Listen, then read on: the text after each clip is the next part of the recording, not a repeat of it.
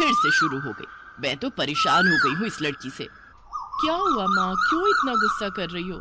गुस्सा न करूं तो क्या करूं? हाँ, कब से आवाज लगा रही हूँ, लेकिन इन मैडम को एक बार में सुनाई कहाँ देता है।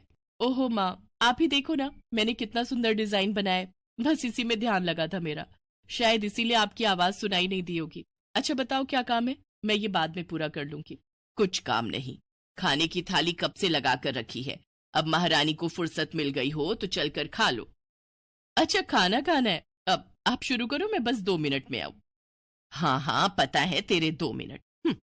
इतना कहकर हिना की माँ सुमित्रा गुस्से में वहां से चली गई और फिर खाने की मेज पर। अरे क्या हो गया, इतने गुस्से में क्यों हो भाग्यवान? अब आप ही समझा लीजिए अपनी लाडली को, मेरी तो एक नहीं सुनती। हाँ तो क्या हो गया, तुम पे ही तो गई है। आपको मजाक सूझ रहा है? यहाँ मेरा दिमाग खराब हो रहा है। सारा दिन बस मेहंदी के डिजाइन बनाती रहती है और कोई काम ही नहीं है इसे। इसका मतलब वो सच में तुम पर ही गई है। तुम्हें भी तो मेहंदी लगाने का बड़ा शौक था ना इस उम्र में। हाँ, पर मैं घर का सारा कामकाज निपटाने के बाद ये सब करती थी। अरे ये तो खाना पीना भी छोड़कर बैठी है। सुमित्रा अपने पति सुरेश से हिना की शिकायतें कर ही रही थी कि तभी हिना वहां आ गई। क्या बनाया माँ? खुशबू तो बड़ी अच्छी आ रही है। मिल गई तुझे फुर्सत। हाँ माँ, देखो ना मेरा आज का डिजाइन। पापा देखिए ना कैसा है। हम्म, सच में डिजाइन तो वाकई बढ़िया बनाया है लाडू। ये लाडो बोल बोल कर आपने ही इसका दिमाग खराब करके रखा है। मेरी जान को कितना काम है पता है, ती जा रही है, मगर ये लड़की मेरी बिल्कुल मदद नहीं करती। ओहो, आज सिर्फ खरी खोटी ही सुनाओगी या कुछ खाना भी मिलेगा भाग्यवान? सुरेश की बात सुनकर सुमित्रा की हंसी निकल गई और उसे हंसता देख सभी लोग हंसने लगे। हिना अपने माता पिता की अकेली संतान थी। हिना को बचपन से ही मेहंदी के नए नए डिजाइन बनाने का बड़ा शौक था। वो कागज पर रोज कुछ न कुछ नया बनाने की कोशिश करती और फिर उसे अपने या अपनी माँ के हाथों पर लगाती। हिना के कॉलेज की पढ़ाई भी अब पूरी हो गई थी, तो अब उसके लिए रिश्ते आने भी शुरू हो गए थे। अरे सुमित्रा कहाँ हो, जल्दी आओ। क्या हुआ जी? जरा इस फोटो को तो देखो, कैसा है लड़का? दिखने में तो बहुत ही बढ़िया है। हाँ वो कानपुर वाले फूफा जी है ना, उन्होंने बताया इस लड़के के बारे में। अपनी हिना के लिए कैसा रहेगा? लड़का काम क्या करता है और परिवार में कौन कौन है? फूफा जी बता रहे थे कि कानपुर में इनका अपना कारखाना है। वहां ये अपना दोने पत्तल और डिस्पोजल वगैरह बनाते हैं। ये अच्छा पैसा कमा लेता है, फूफा जी की रिश्तेदारी में है। हाँ। पर उससे पहले ये फोटो एक बार हिना को तो दिखा दो, उसे लड़का पसंद आ जाए तभी बात आगे बढ़ानी चाहिए ना। अरे हाँ, ये भी सही कह रही हो। लाडो, ओ लाडो, अरे कहाँ है बिटिया? सुरेश ने फौरन जाकर कमल की फोटो हिना को दिखाई तो हिना को भी कमल पसंद आ गया। उधर कमल को भी हिना पहली ही नजर में भाग गई और शादी के बाद कमल और हिना अपनी गृहस्थी में बहुत खुश थे। फिर एक शाम। ये क्या लिख रही हो हिना? लिख नहीं रही हूँ, मेहंदी का डिजाइन बना रही हूँ। अच्छा, पर कागज पर क्यों? प्रैक्टिस तो रोज ही करनी होती है ना, तो इसीलिए कागज पर डिजाइन बनाती हूँ। अच्छा अच्छा, अब जरा दिखाओ तो सही। अरे वाह, ये डिजाइन क्या सच में तुमने बनाया है? हाँ अच्छा है ना। अब मैंने और भी बना कर रखे हैं, रुकिए मैं भी लेकर आती हूँ। हिना ने अपने बनाए सारे डिजाइन्स कमल को दिखाए, जो कमल को बहुत पसंद आए और उसने हिना की खूब तारीफ की। सब कुछ अच्छा चल रहा था और ऐसे ही हंसी खुशी दिन बीत रहे थे, लेकिन फिर एक सुबह। हेलो, क्या हुआ राठी जी, इतनी सुबह सुबह फोन क्यों किया? सर आप जल्दी से आ जाइए, गजब हो गया, अपनी फैक्ट्री में आग लग गई है सर। सब कुछ जल गया सर, कुछ भी नहीं बचा सर, जल्दी आ जाइए आप। फोन पर अपने मैनेजर की बात सुनकर कमल के पैरों तले जमीन खिसक गई। फैक्ट्री पहुंचा तो देखा वाकई फैक्ट्री पूरी तरह से जल रही थी। तभी एक जलती हुई बड़ी सी लकड़ी कमल पर आ गिरी, जिसकी वजह से वो बुरी तरह झुलस गया। उसे फौरन अस्पताल पहुंचाया गया और यहाँ से सब कुछ बदल गया। फैक्ट्री के काम को बढ़ाने के लिए कमल ने हाल ही में कई सारी नई मशीनें लोन पर खरीदी थी। मशीनें तो नहीं बची, लेकिन लोन चुकाने के चक्कर में पहले कमल की गाड़ी बिकी और फिर घर। मजबूर होकर कमल और हिना अब किराए के मकान में रहने लगे थे। फिलहाल कमल की हालत ऐसी नहीं थी कि वो कोई और काम कर सके। ऐसे में हिना ने घर चलाने का जिम्मा उठाया और वो घर घर जाकर औरतों के हाथों पर मेहंदी लगाने लगी। हालांकि इस काम से उसे बहुत कम पैसे ही मिल पा रहे थे, लेकिन हिना फिर भी पूरी मेहनत कर रही थी। क्या से क्या हो गया ना हिना, मैं किसी काम का नहीं रहा, हम बर्बाद हो गए। मैंने कहा था तुम्हें रानी बनाकर रखूंगा, मगर मेरे रहते हुए भी तुम्हें कितना संघर्ष करना पड़ रहा है। ऐसा क्यों कह रहे हैं आप बिल्कुल चिंता मत कीजिए, देखना धीरे धीरे सब ठीक हो जाएगा। हिना चाहती थी कि वो अपना एक पार्लर खोले, लेकिन फिलहाल ये मुमकिन नहीं था। मेहंदी लगाने का काम भी सीजन पर ही मिल पाता था, तो अब दिक्कत खाने पीने की भी होने लगी। ऐसे में हिना ने एक सेठ के घर मेड का काम करना शुरू कर दिया। और फिर एक दिन, सुन, तुझे कोई मेहंदी वाली पता है क्या? क्यों मैडम? अरे वो तीज आ रही है ना, तो मेहंदी लगवानी थी। आहा, बाहर इतनी गर्मी है, अब ऐसे में कौन बाहर जाए, तो घर पर ही आकर कोई लगा दे तो बढ़िया रहेगा। अब हाँ हाँ मैडम, मैं बहुत अच्छी मेहंदी लगाती हूँ, आप मुझसे लगवा लो। ना ना ना, अगर खराब कर दी तो? तीज की पार्टी है मेरे यहाँ, मेहंदी तो बढ़िया ही लगवानी है मुझे। मैडम आप बिल्कुल चिंता मत कीजिए, और रुकिए, मैं अभी आपको कागज पर मेहंदी का डिजाइन बनाकर दिखाती हूँ, फिर आगे आप ही तय करना। इतना कहकर हिना ने फौरन एक कागज लिया और कुछ ही देर में उस पर एक बहुत ही सुंदर मेहंदी का डिजाइन बना दिया। और फिर, अरे वाह, ये तो सच में बहुत सुंदर है, बिल्कुल नया और बहुत ही खूबसूरत डिजाइन है। अब तो ये डिजाइन मेरे हाथ पर भी सेम टू सेम लगा देगी ना? हाँ मैडम, आप मुझ पर विश्वास कीजिए, मैं बचपन से हिना ने जो डिजाइन बनाया था वो एकदम नया था और सुंदर भी। फिर अगले दिन, नमस्ते साहब, वो आपको कुछ? हाँ हाँ, मैं तुम्हारा ही इंतजार कर रहा था। ये कल शिवानी के हाथों पर तुम ही ने मेहंदी लगाई थी ना? जी साहब, मैंने ही लगाई थी। अब कोई गलती हो गई क्या मुझसे? नहीं नहीं, ऐसी कोई बात नहीं है। बस ये जानना था तुमसे कि मेहंदी का वो डिजाइन कहाँ से देखकर लगाया तुमने? कहीं से नहीं साहब, वो तो मैंने खुद से सोचा था, मैं कभी कहीं से देखकर डिजाइन नहीं बनाती। अच्छा, अगर ऐसा है तो जरा ये कागज और जरा इस पर एक मोर की थीम पर बेस्ड एक डिजाइन बनाकर दिखाओ। पर याद रहे, डिजाइन बिल्कुल नया होना चाहिए। जी साहब, बस 2 मिनट दीजिए। हिना ने बस कुछ मिनटों के अंदर वो करके दिखा दिया, जिसे देखकर उसका मालिक साहिल मल्होत्रा हैरान रह गया। वाह, सच में कमाल है ये तो। अब तुमने डिजाइनिंग सीखी है क्या कहीं से? नहीं साहब, सीखी तो नहीं, लेकिन मुझे बचपन से ही शौक है मेहंदी लगाने का, तो बस इसीलिए। समझ गया। देखो ही ना, तुम्हारा हुनर लाजवाब है और तुम्हें अपने इस हुनर को ऐसे बेकार नहीं जाने देना चाहिए। जी मतलब? तुम्हें पता है ना, मेरी फैक्ट्री में लेडीज कपड़ों के लिए कपड़ा बनता है, लेकिन काफी समय से मैं परेशान हूं क्योंकि सूट साड़ियों वगैरह के लिए मेरे पास नए डिजाइन्स की कमी पड़ गई है। लेकिन अब लगता है ये कमी नहीं रहेगी। बोलो, बतौर डिजाइनर मेरे लिए काम करोगी तुम? जी साहब, बिल्कुल करूंगी। ये हिना के लिए सपने के सच होने जैसा था। अब वो काम वाली बाई से एक डिजाइनर बन गई। वो साहिल की फैक्ट्री में बनने वाले कपड़ों के लिए हर रोज नए नए डिजाइन बनाने लगी, और इसके बाद साहिल के फैक्ट्री में बनने वाले कपड़े की डिमांड काफी बढ़ गई, और इसके चलते हिना को भी उसके काम की बढ़िया सैलरी मिलने लगी। हिना अब अपनी कमाई से न सिर्फ अपना घर खर्च चलाने लगी, बल्कि उसने शहर के बढ़िया डॉक्टर से कमल का इलाज भी कराया, जिससे कमल बहुत जल्दी ठीक हो गया और उसने भी काम करना शुरू कर दिया। पर इस सब में पूरा 1 साल बीत गया और एक बार फिर से तीज का त्योहार आया। देखिए तो कैसी लग रही हूं मैं? बिल्कुल चांद जैसी लग रही हो। हिना ने नई हरे रंग की साड़ी पहनी हुई थी, जो उसने खुद डिजाइन की थी, और वाकई वो उसमें बहुत ही सुंदर लग रही थी।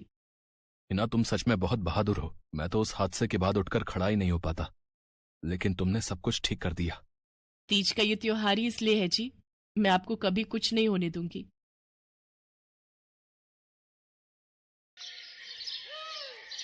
मीरा, ओ मीरा, चल तो जल्दी से आटा गूंथ दे, मैं फटाफट रोटियां सेक दूंगी। नहीं माँ, मैं नहीं गूंथ पाऊंगी, मैंने मेहंदी लगा ली है हाथ पर। क्या? सुबह सुबह तू फिर मेहंदी लगाकर बैठ गई? बड़ी मक्कार है सच में, काम में मदद ना करनी पड़े इसलिए जब देखो मेहंदी लगाकर बैठ जाती है। चल जल्दी से हाथ धोकर आ मेरे पास, मुझे काम पर जाने के लिए देर हो रही है। माँ बस आज कर लो ना, देखो ना मैंने कितनी मेहनत से कितना सुंदर डिजाइन बनाया है। लेकिन जैसे ही उसकी नजर मीरा के हाथों पर पड़ती है, उसका गुस्सा पल भर में गायब हो जाता है। वो मीरा से कहती है, अरे वाह मीरा, तूने तो बड़ी सुंदर मेहंदी लगाई है। हाँ माँ, वो शांति दीदी ने मुझे एक किताब दी थी कल, उसमें बड़े सुंदर सुंदर डिजाइन बने हैं, बस उसी में से देखकर लगाई है मैंने। सुंदर है ना? हाँ बहुत सुंदर है। अरे लेकिन मुझे तो, ओफो, फिर लगा लिया ना तूने बातों में, पहले से ही देर हो रही है, ऊपर से तू भी मेहंदी लगाकर महारानी जैसे बैठ गई है। माँ तुम इतना परेशान क्यों होती हो? 1-2 घंटे में जब मेरी मेहंदी सूख जाएगी तो मैं घर के सारे काम कर दूंगी। मीरा की बात मानकर कावेरी काम पर चली जाती है। वो एक बड़ी सोसाइटी के घरों में काम करती थी और इसी काम से कावेरी और मीरा का गुजारा चलता था। कावेरी के पति की कई साल पहले एक सड़क हादसे में मौत हो गई थी। तब से कावेरी पर ही सारी जिम्मेदारी थी। मीरा भी घर के कामों में उसका पूरा हाथ बटाती थी। मीरा को मेहंदी लगाना बहुत पसंद था। उसने अपने घर के पीछे मेहंदी के कई सारे पौधे लगा रखे थे, जिनका वो बहुत ख्याल रखती थी। वो अपने हाथों से मेहंदी के पत्तों को पीसकर अपने हाथों में लगाने के लिए तैयार करती थी। फिर एक दिन, मीरा, हमें इस जगह पर थोड़ी मोड़ी खेती कर लेनी चाहिए। ये मेहंदी के पौधों से कुछ कमाई थोड़े ही हो रही है। खेती कर लेंगे तो कुछ पैसे ही बन जाएंगे। नहीं माँ, मेरे मेहंदी के पौधों को हाथ भी मत लगाना। बाजार से मेहंदी खरीदने के तो पैसे हैं नहीं हमारे पास। अब इन्हें तो रहने दो। ये कहते हुए मीरा की आंखों में आंसू थे। कावेरी उसके सिर पर हाथ रखते हुए कहती है, मीरा, मैं जानती हूँ तुझे मेहंदी लगाना बहुत अच्छा लगता है, लेकिन बेटा अपनी हालत तो तुझे पता ही है ना। मैं कितनी मुश्किल से। माँ, सब समझती हूँ मैं। जाओ, कर लो जो करना है। इतना कहकर मीरा रोते हुए वहाँ से चली जाती है। कावेरी को उसके लिए बुरा लग रहा था। वो मीरा की मेहंदी के पौधों को कुछ नहीं करती। ऐसे ही कई दिन गुजर जाते हैं। ज्यादा काम करने की वजह से कावेरी की तबीयत खराब रहने लगी। वो बहुत जल्दी जल्दी बीमार पड़ने लगी। तो मीरा ने उससे कहा, माँ, तुम रहने दो, तुम्हें बुखार है, रात भर सोई नहीं हो, मैं चली जाती हूँ काम पर। नहीं मीरा, तू कैसे? ना, नहीं, मैं ठीक हूँ, मैं जाती हूँ। कावेरी जैसे ही उठकर चलने की कोशिश करती है, अचानक उसे चक्कर आ जाता है। मीरा उसे सहारा देकर बिस्तर पर लिटा देती है और उससे कहती है, बस माँ, अब तुम आराम करोगी और काम पर अब से मैं जाऊंगी। कावेरी घर पर रहकर आराम तो कर रही थी, लेकिन वास्तव में उसे अच्छे इलाज की भी जरूरत थी, जिसके लिए पैसे थे नहीं। दूसरी तरफ अब हर रोज मीरा काम पर जाती और लौटकर घर के भी सारे काम उसे ही करने पड़ते थे। इस सब में उसे मेहंदी लगाने का बिल्कुल भी वक्त नहीं मिल पाता था। मीरा, कितने दिन हो गए तूने मेहंदी नहीं लगाई? हाँ माँ, बस मन नहीं कर रहा। अच्छा, मेहंदी लगाने का तेरा मन नहीं? मैं सब जानती हूँ। मैंने बिस्तर पकड़ लिया है और मेरी फूल सी बच्ची पर सारे काम पड़ गए हैं। अब बस बहुत हो गया आराम। मीरा, जा, तू जाकर मेहंदी लगा ले। आज मैं जाऊंगी काम पर। नहीं माँ, तुम कहीं नहीं जाओगी, मैं कर लूंगी सब। और मैं सच बोल रही हूँ, मैं बड़ी हो गई हूँ। ये मेहंदी वेहंदी का मुझे शौक नहीं। इतना कहकर मीरा काम पर जाने के लिए घर से निकल जाती है। कावेरी की आंखों में आंसू आ जाते हैं। मीरा सोसाइटी के कई घरों में काम करती थी। उन्हीं में से एक घर आरती का भी था। उसके घर पर तीज का त्योहार बड़े धूमधाम से मनाया जाता था। तीज की तैयारियों में मीरा भी मदद कर रही थी। इसी बीच, अरे ऐसे कैसे? मैंने सारे रिश्तेदारों को बुला लिया है, मेरी सारी फ्रेंड्स भी आने वाली हैं। मैं क्या कहूँगी उन्हें? फोन पर काफी देर बहस करने के बाद आरती फोन रख देती है। उन्हें उदास देखकर मीरा उससे पूछती है, क्या हुआ मैडम जी, आप कुछ परेशान लग रहे हो? हाँ मीरा, बड़ी मुसीबत हो गई। कल तीज का फंक्शन है, मैंने सबको मेहंदी लगवाने के लिए यहीं बुला लिया है और आखिरी मौके पर ये पार्लर वाली धोखा दे गई। कह रही है कल नहीं आ पाएगी। अब क्या होगा? इतनी जल्दी कौन तैयार होगा सबको मेहंदी लगाने के लिए? मैडम जी, वैसे मैं भी ठीक ठाक मेहंदी लगा लेती हूँ। अरे हाँ, कावेरी ने मुझे बताया तो था एक बार कि तुझे मेहंदी लगाने का बहुत शौक है। वैसे मुझे तो कोई परेशानी नहीं है। तू देख ले बेटा, बहुत सारे हाथ लगाने होंगे और मेहंदी बढ़िया लगनी चाहिए सबके। आप बिल्कुल चिंता मत करिए मैडम जी, मैं सब अच्छे से करूँगी। बहुत दिनों बाद मीरा के चेहरे पर खुशी थी। उसने घर पहुंचते ही मेहंदी के खूब सारे पत्ते तोड़कर पत्थर पर पीसना शुरू कर दिया। ये देखकर कावेरी ने मीरा से कहा, अरे मीरा, शाम हो गई है, अब मेहंदी मत लगा, मौसम भी ठंडा है बेटा।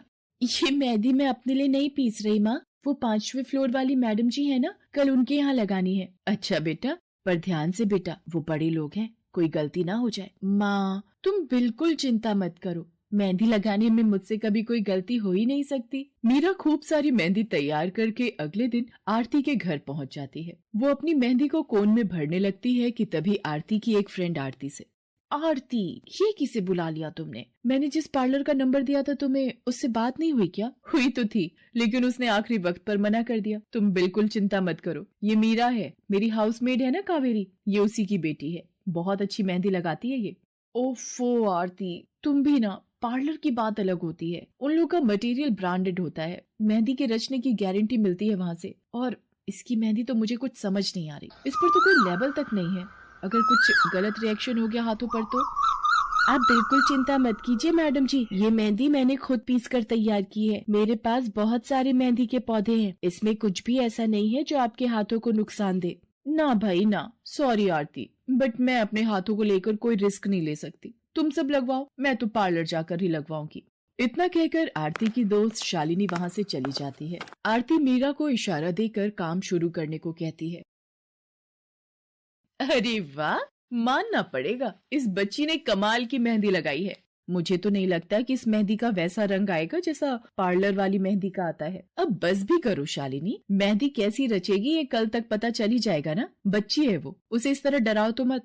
अरे मुझे क्या, मेरे हाथ कौन सा खराब होने वाले हैं, तुम ही लोग लगवाओ और तुम ही भुगतना। शालिनी गुस्से में वहाँ से चली जाती है। उसे पूरा यकीन था कि मीरा की मेहंदी रचेगी नहीं, साथ ही हाथों पर उसका गलत रिएक्शन भी हो सकता है, लेकिन जो हुआ वो इससे बिल्कुल अलग था। अगले दिन मीरा के घर पर। अरे मैडम जी, आप यहाँ? आपने तो आज काम पर आने के लिए मना किया था ना, मैं इसीलिए नहीं आई। हाँ हाँ, कल तुम कितना थक गई थी, इसीलिए मैंने आने को मना किया। मैं यहाँ तुम्हें काम पर बुलाने नहीं बल्कि किसी और काम से आई हूँ। अंदर नहीं बुलाओगी? अरे माफ कीजिएगा मैडम जी, आइए अंदर आइए। आरती को देखकर कावेरी भी बिस्तर से उठकर खड़ी हो जाती है। आरती के साथ उसकी दोस्त शालिनी भी थी। मीरा उन दोनों को पानी देते हुए कहती है, ये लीजिए मैडम जी, मेहंदी तो ठीक से रची ना मैडम जी? ये तुम्हें मैं नहीं, शालिनी बताएगी। फिर शालिनी अपने हाथ मीरा की तरफ बढ़ा देती है। उसके हाथों पर कई जगह छाले पड़े हुए थे। ये देखकर मीरा उससे कहती है, अरे ये क्या हुआ मैडम जी? मैंने तुमसे मेहंदी नहीं लगवाई, उल्टा तुम्हारा अपमान करती रही। उसी की सजा मिली है मुझे। मैंने सबसे महंगे वाले पार्लर में जाकर मेहंदी लगवाई। मैंने उनसे जोर देकर कहा कि मेहंदी का रंग बहुत बढ़िया आना चाहिए। इस चक्कर में उन्होंने पता नहीं क्या क्या मिला दिया मेहंदी में, और मेरे हाथों का ये हाल हो गया। और दूसरी तरफ तुम्हारी मेहंदी, जिसने भी लगवाई उसके हाथों की रंगत ही अलग है। देखो आरती के हाथ देखो जरा। आरती ने अपने हाथ आगे बढ़ा दिए, जिन पर मीरा के हाथों से लगी मेहंदी का बहुत ही अच्छा रंग चढ़ा था। फिर आरती कावेरी के पास जाकर उससे बोली, बस कावेरी, ये झाड़ू पोछा और बर्तन बहुत करवा लिए तुमने मीरा से। ये अब वो करेगी जो इसे करना चाहिए। जी क्या मतलब मैडम जी? ये अब मेहंदी लगाएगी सबके हाथों पर। हमारी एक दोस्त का अपना ब्यूटी पार्लर है, उसे मीरा का काम और उसकी मेहंदी की क्वालिटी बहुत अच्छी लगी। वो मीरा को अपने यहाँ काम देना चाहती है। अच्छे पैसे भी देगी वो मीरा को, और तो और वहाँ रहकर मीरा पार्लर के दूसरे काम भी सीख पाएगी। आरती की बात सुनकर कावेरी की आंखों में आंसू आ जाते हैं। वो हाथ जोड़कर आरती का शुक्रिया अदा करती है। मीरा भी बहुत खुश थी। अब न सिर्फ वो अपना मेहंदी लगाने का शौक पूरा कर सकती थी, बल्कि अच्छे पैसे कमाकर अपनी माँ का इलाज भी करवा सकती थी। एक समय की बात है, केशवपुर नामक गांव में सरला नाम की एक बूढ़ी विधवा औरत अपने बेटा बहू के साथ रहती थी। सरला की बहू जया स्वभाव से बहुत बुरी थी। वो रोजाना सरला से बात बात पर लड़ती रहती थी। सरला का पति किशन शहर में मजदूरी करता था, इसलिए वो कभी कभी ही गांव आ पाता था। किशन शहर से घर खर्चे के लिए पैसे भेजता तो 2 लिफाफे भेजता, एक अपनी माँ के नाम और एक अपनी पत्नी के नाम। पर जया सरला के पैसे भी अपने पास ही रख लेती थी।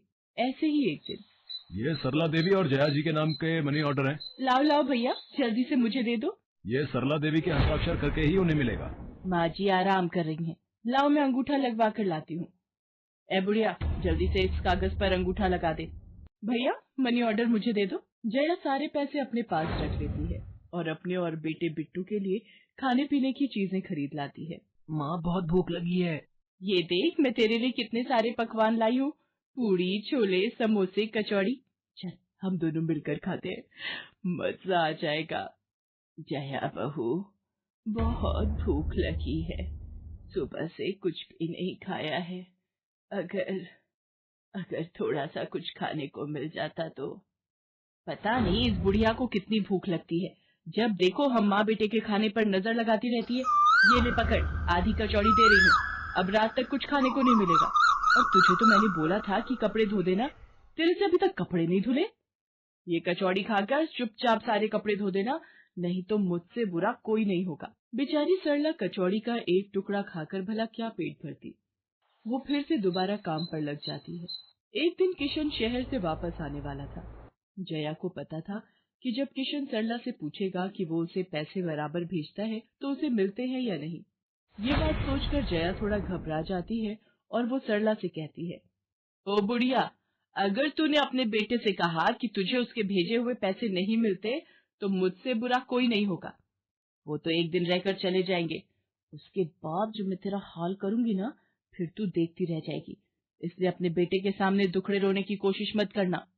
नहीं बहू, मैं किशन को कुछ नहीं कहूंगी। माँ, मैंने तुम्हें पैसे भेजे थे, वो तुम्हें मिल गए थे ना? अरे आप बिना कैसी बातें करते हो? माँ जी को मैं बराबर से पैसे देती रहती हूँ। माँ जी, ये लो गरम गरम पनीर के पकौड़े, आप भी खाओ। किशन 2 दिन रहकर शहर वापस चला जाता है। जया फिर से अपने रूप में आ जाती है। दिन भर सरला काम करके एक दिन चक्की से आटा पिसवा कर लौट रही थी कि अचानक उसे चक्कर आ जाते हैं। रिक्शा में जाती एक लड़की देख लेती है। भैया, इन्हें उठाने में मेरी मदद करो, बेचारी पता नहीं कौन है। सुमन, ये तेरे साथ कौन है? ये रास्ते में बेहोश हो गई थी, मैं इन्हें घर ले आई, लगता है इन्हें होश आ गया है। अब कैसा लग रहा है आपको? मैं ठीक हूँ बेटी, तुम्हारा बहुत बहुत शुक्रिया बेटी। माँ जी, आप इतनी भारी आटे की बोरी अकेले ही उठा कर ले जा रही थी, आपके बच्चे या कोई? सरला की आंखों में आंसू आ जाते हैं, वो रो पड़ती है। माँ जी, कोई परेशानी है तो आप हमसे कह सकते हो, मुझे लग रहा है आप बहुत परेशानी में हो। क्या करूं बेटी, मैं इस जीवन से हार गई हूँ। सरला के दुख का घड़ा फूट जाता है और वो सारा दुख सुमन और बाकी लड़कियों को बताती है। अब इस संसार में जीने की कोई इच्छा नहीं है मेरी। माँ जी, ऐसा मत सोचिए, आप जीवन से यूं निराश मत होइए। अब आप अपनी बहू के पास वापस मत जाना, आप यहाँ हमारे साथ रहो। बेटी, तुम बहुत अच्छी हो, भगवान तुम्हारा भला करे। तुम लोग यहाँ गांव में रहती हो क्या? जी माँ जी, हम मेहंदी वाली हैं।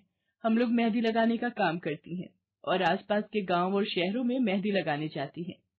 क्या मैं भी ये काम सीख सकती हूँ? क्यों नहीं, बिल्कुल, और ये तो बहुत अच्छी बात है। हमारे ग्रुप में आप भी जुड़ जाओगे, मैं आपको मेहंदी लगाना सिखाऊंगी। सरला अब उन लड़कियों के साथ ही रहने लगी और कुछ ही समय में वो बहुत अच्छी मेहंदी लगाना सीख गई। इधर जया सरला के कुछ दिन तक वापस न आने से घबरा जाती है। ये बुढ़िया इतने दिनों से कहाँ गायब है, मुझे तो कोई खोज खबर नहीं है। बिट्टू के बापू ने हम सबको अचानक शहर बुलाया है, वहां जाकर अब यही बोलना पड़ेगा कि बुढ़िया की तबीयत खराब थी इसलिए नहीं ला सकी। जया बिट्टू को लेकर किशन के पास शहर पहुंचती है। क्या हुआ जया, माँ तुम्हारे साथ नहीं आई? वो माँ जी की तबीयत कुछ ठीक नहीं थी, इसलिए मैंने उन्हें बोला कि वो गांव में ही रहें। बेकार में सफर करती तो उनकी तबीयत और खराब हो जाती। पर तुमने मुझे अचानक क्यों शहर क्यों बुला लिया? अरे वो हमारे सेठ जी की लड़की की शादी है, इसलिए उन्होंने बोला कि कोई ऊपर के कामों के लिए मिल जाए। मैंने सोचा तुम्हें बुला लेता हूँ, और माँ भी थोड़े दिन के लिए मेरे पास रह लेगी। चलो कोई नहीं, मैं तुम्हें मालकिन से मिलवा देता हूँ। देखो किशन, शाम को मेहंदी का समारोह है तो काम अच्छे से निपटाने हैं। जितने भी मेहमान आएंगे उनके स्वागत में कोई कमी ना होने पाए। आप चिंता मत करो मालकिन, सब हो जाएगा। ये मेरी पत्नी है, मैंने इसे गांव से बुला लिया है, ये सब संभाल लेगी। जया मेहंदी समारोह की तैयारियों में काम करवाने लगती है। सब मेहमान आने लगते हैं। रिचा, मेहंदी वाली अभी तक नहीं आई, कितने बजे का टाइम दिया था? मम्मी, मेरी उनसे बात हो गई है, बस कुछ ही देर में आती होंगी। लो वो आ गई। माँ जी, ये यहाँ कैसे? मेहंदी वाली लड़कियों के साथ? माँ यहाँ? जया, तुम तो कह रही थी कि माँ बीमार है और गांव में है, पर माँ मेहंदी वाली लड़कियों के साथ क्या कर रही है? मुझे कुछ समझ नहीं आ रहा। मैं माँ के पास जा रहा हूँ। माँ, तुम यहाँ इन सबके साथ? किशन बेटा, आप मेरे साथ इधर आइए, मैं आपको सब बताती हूँ। ये लड़की इनको सब कुछ बता देगी।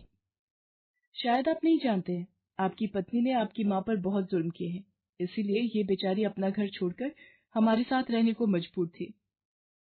सुमन किशन को सारी सच्चाई बताती है।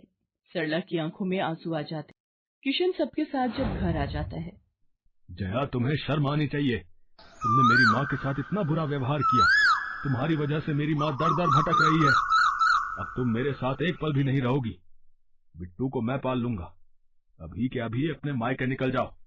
ऐसा मत कहो, मैं आप लोगों के बिना कैसे रहूंगी। मुझे माफ कर दो, मुझे माफ कर दो, मेरे से गलती हो गई। माँ जी, मुझे माफ कर दो। किशन बेटा, मैं किसी से भी नाराज नहीं हूँ। जया बहू को माफ कर दे। गलती इंसान से ही होती है बेटा। मैंने जया बहू को माफ कर दिया। किशन जी, आप चिंता मत कीजिए, आपकी माँ जी अब हमारे साथ ही काम करेंगी। उस दिन के बाद जया ने अपना व्यवहार बदल लिया। सरला ने मेहंदी लगाना नहीं छोड़ा, वो अपनी मेहंदी लगाने के काम को करती रही। जया को अपनी गलती का एहसास हो गया था। अब वो भी सरला की बहुत देखभाल करती थी। संध्या की बुआ जो कि दिल्ली में रहती थी, वो उसके लिए एक अच्छे घर का रिश्ता लेकर आई थी। देखो भैया, मेरी इतनी जान पहचान तो नहीं है लड़के वालों से, पर इतना जानती हूँ, अड़ोस पड़ोस में कहीं पूछोगे तो लोग अच्छा घर ही बताएंगे। ठीक है सुमन, अगर तुम कहती हो तो लड़के वालों को एक बार बुला लेते हैं। अब संध्या भी लड़के को देख लेगी। संध्या की बुआ लड़के वालों से अपने तरीके से बात कर लेती है और कुछ दिनों बाद संध्या की शादी विपुल नाम के लड़के से हो जाती है। पता नहीं इस काम वाली को छुट्टी लेकर गांव अभी जाना था। उसे पता था शादी वाला घर है, नई नवेली दुल्हन आएगी तो घर में 100 काम होंगे, फिर भी बिना बताए गांव निकल गई।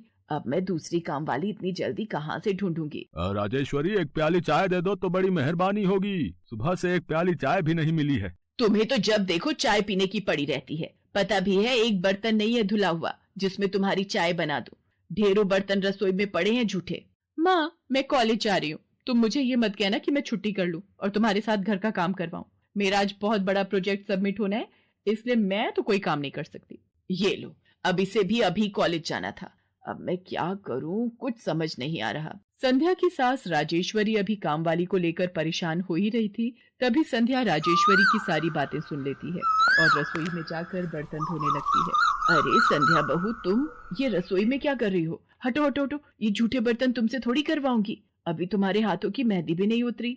माँ जी, आप परेशान मत हो, मैं थोड़ी देर में ही सारा काम निपटा दूंगी। आप अकेले इतना काम नहीं कर पाओगे। ठीक है, अगर तुम कहती हो तो मैं कोई और काम कर लेती हूँ। माँ, पड़ोस में किसी से पता करो, शायद कोई और काम वाली मिल जाए। मैंने पूछा था, पर अभी किसी भी काम वाली के पास समय नहीं है। पुलकित काम पर चला जाता है, संध्या सारे घर का काम करती है। अब तो रोजाना ही ऐसा होने लगा। काम वाली तो थी नहीं। संध्या की ननद पूजा सुबह होते ही कॉलेज निकल जाती और सास पैरों में दर्द के बहाने बिस्तर पर आराम करती। संध्या तो मानो घर के कामों में ही उलझ गई। एक शाम, माँ, तुम बिल्कुल सही बहू ढूंढ कर लाई हो। बेचारी गरीब घर की है, इसलिए चुपचाप संस्कारी बहू की तरह घर के काम कर लेती है। अगर कोई पैसे वाले घर की लड़की बहू बनाकर ले आती तो वो पूरे घर को अपने इशारों पर नचाती और तुम और मैं बस बर्तन घिसते रह जाते। तभी तो मैंने इसकी बुआ को शादी के लिए हाँ कह दिया था। मुझे पता है ये गरीब घर की लड़कियां बड़ी सीधी सादी बहुएं साबित होती हैं। अब काम वाली गांव भाग गई। सोच ये ना होती तो कौन काम करता। राजेश्वरी, तुम दोनों माँ बेटी को तो संध्या बहू का शुक्रगुजार होना चाहिए। बेचारी ने आते से ही पूरा घर संभाल लिया। ऐसे ही दिन बीत रहे थे। संध्या सभी घर वालों की देखभाल का पूरा ध्यान रखती थी। एक दिन, क्या हुआ पुलकित बेटा, तुम इतने परेशान क्यों हो? और आज तुम ऑफिस भी नहीं गए? पापा, मेरी नौकरी छूट गई है। कंपनी घाटे में चल रही थी, इसलिए उन्होंने मेरे जैसे बहुत से वर्कर्स को अचानक निकाल दिया। दिमाग खराब हो रहा है, गाड़ी की किश्त भरनी है, घर का लोन भी पूरा नहीं हुआ है। घर का खर्चा अब सब कुछ कैसे होगा, कुछ समझ में नहीं आ रहा है। पुलकित बेटा, चिंता मत कर, अब कोई ना कोई रास्ता निकल आएगा। ज्यादा होगा तो कुछ दिनों के लिए मैं कोई काम कर लूंगा। पापा, मेरे होते हुए आप काम नहीं करोगे, मैं कुछ सोचता हूँ। पुलकित दूसरी नौकरी को लेकर परेशान था। उसे कोई काम नहीं मिल रहा था। घर में पैसों की तंगी भी शुरू हो गई। पुलकित ने अपनी गाड़ी बेच दी। घर के लोन को लेकर वो परेशान था। 15,000 रुपए की किश्त उसे भरनी थी। तभी, भैया, मेरे कॉलेज की फीस इस बार बहुत लेट हो गई है। मेरा आखिरी साल है, अगले महीने की 5 तारीख तक 12,000 रुपए फीस के भरने हैं। मैं कुछ इंतजाम करता हूँ। ऐसे खाली हाथ पर हाथ रखकर मैं नहीं बैठ सकती, मुझे कुछ सोचना होगा। पता नहीं, हो सकता है किरण ने बात कर ली होगी, पूछती हूँ। हेलो किरण, मैं संध्या बोल रही हूँ। तूने बात की फिर? पार्लर में जगह खाली है क्या? हाँ, मैंने बात कर ली है। 12,000 रुपए महीना देंगी रविता मैम। बोल, तू हाँ बोलती है तो मैं बात कर लेती हूँ। ठीक है, तू हाँ बोल दे, कम से कम कुछ तो पैसे आ जाएंगे। संध्या पुलकित से पार्लर में मेहंदी लगाने की नौकरी की बात करती है। पहले तो वो मना करता है, पर संध्या उसे समझाती है। पुलकित, मैं जानती हूँ आप परेशानी के दौर से गुजर रहे हो। मैंने आपसे शादी के बाद हर सुख दुख में साथ निभाने का वादा किया था, और आप परेशान मत हो। मैं घर और बाहर दोनों का काम एक साथ संभाल लूंगी। ठीक है संध्या, तुम कल से पार्लर में नौकरी के लिए जा सकती हो। अगले दिन से संध्या सारे घर के काम के साथ साथ पार्लर भी जाती और वहां पर पूरा दिन मेहंदी लगाने का काम करती और शाम के वक्त घर आती। संध्या बहुत मेहनत कर रही थी ताकि वो अपने परिवार की मदद कर सके। संध्या बहुत सुंदर मेहंदी लगाती थी। ये बात उसकी सास को तब पता चली जब उसने पार्लर में काम करना शुरू किया। संध्या को पार्लर में काम करते हुए 1 महीना बीत चुका था। पार्लर की मालकिन रविता भी संध्या के मेहंदी लगाने के काम को देखकर बहुत खुश थी। संध्या, तुम सचमुच बहुत मेहनती हो। पिछले 1 महीने में बहुत से क्लाइंट तुम्हारी तारीफ कर रहे हैं और अपनी फैमिली फ्रेंड्स की शादी या सगाई फंक्शन के लिए तुम्हें ही मेहंदी के लिए बुक करना चाहते हैं। और हाँ, ये तुम्हारी सैलरी 12,000 रुपए। बाकी ये तुमने ओवर टाइम भी शादी के सीजन में बहुत किया है, उसके 6,000 रुपए अलग से दे रही हूँ। थैंक यू मैम, आपने मेरे काम की इतनी तारीफ की। मैं तो बस भगवान की कृपा से मेहनत से करती हूँ। संध्या घर आ जाती है और 12,000 रुपए पूजा के हाथ में रखती है। पूजा, ये तुम्हारी कॉलेज की फीस के पैसे, तुम कल ही अपनी फीस जमा कर देना।